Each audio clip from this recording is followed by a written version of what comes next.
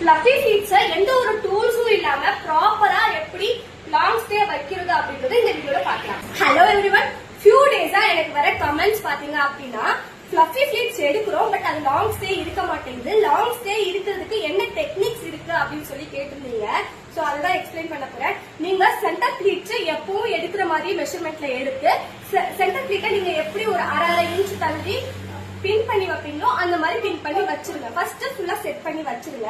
Set பண்ணதுக்கு அப்புறம் falls இருக்குல்ல அந்த போர்ஷனை பின் ரிமூவ் பண்ணிட்டு இந்த ஸ்ப்ரெட் பண்ணி வச்சிருக்கிறத கொஞ்சம் தள்ளி தள்ளி லைக் ஏ மாதிரி இருக்கணும். நீங்க இந்த பக்கம் இருந்து பார்க்கும்போது அது வந்து ஏ மாதிரி இருக்கணும்.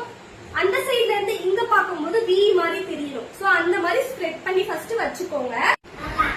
நம்ம இந்த சைட்ல நின்று பார்க்கும்போது நமக்கு ஒரு ஏ ஷேப் மாதிரி தெரியணும். மேல வந்து நெருக்கின மாதிரியும் கீழே வந்து நல்லா ஸ்ப்ரெட் பண்ணி வச்ச மாதிரி இருக்கணும்.